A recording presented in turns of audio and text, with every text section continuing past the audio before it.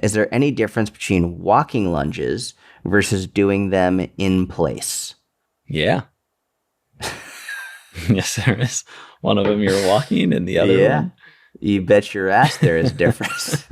One of them you're walking and one of them you're doing it in place. Now, what about you can lead different this one. reasonings for? You want me to do this one? Yeah, okay. You can lead on this one. Yeah, there's definitely a difference. There's pros and cons to both. Generally speaking, I would say doing walking lunges is a more advanced progression, right? Doing them in place, we could call them static lunges, or even let's say something like a reverse lunge where you're sort of technically in place, right? You're not walking forward or backward. You're just staying in the same place and doing a reverse lunge. That's an easier regression, and walking is a more advanced progression.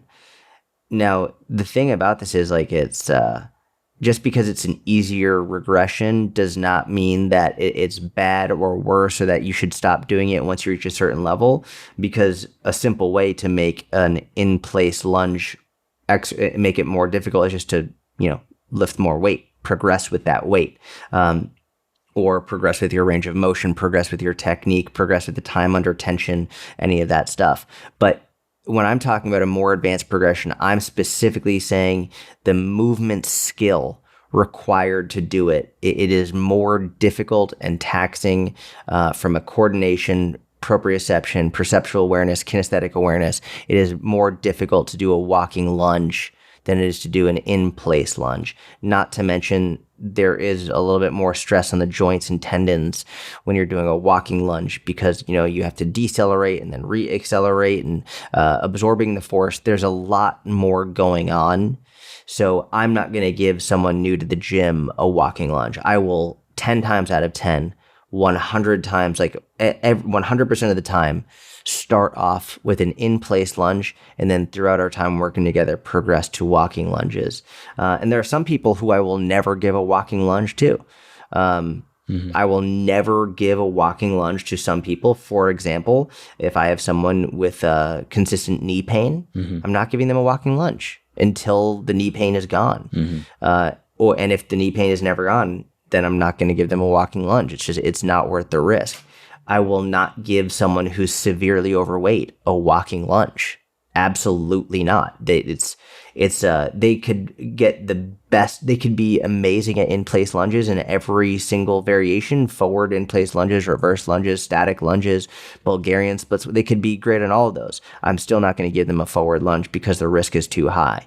And for that person, I would say if you want to progress to a walking forward lunge, then you need to earn the right through getting to a safer body weight, because I'm not willing to risk this. And if you want to do it on your own, go for it, but I'm not programming it for you because I think it's too dangerous.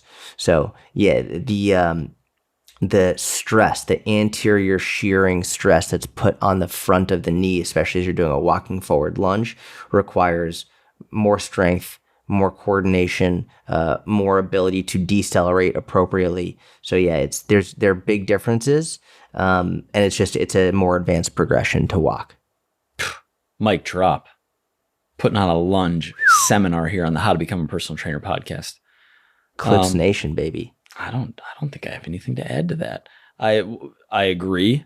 One thing that I think about when programming various types of lunges, in addition to level of difficulty, are muscle groups most highly targeted, and those differ based on, are you doing a lateral lunge, a reverse lunge, a forward lunge, a walking lunge, a static lunge, and as well as what kind of equipment are we using and how are we loading it? Are you holding dumbbells in each hand? Do you have a goblet hold with a dumbbell? Are you barbell back loaded? Are you barbell front loaded? And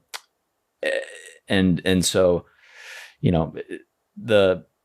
the further forward you're leaning your upper body and the further forward the weight position is, the more you're targeting your glute relative to your quads. And the higher up the weight is, like a front loaded, barbell front loaded, alternating forward lunge, you're crushing your quads. Whereas you got the dumbbells by your side and you're doing a reverse lunge, you're hitting more glute relative to quad. So that's something I think about in terms of programming lunges. But I completely agree.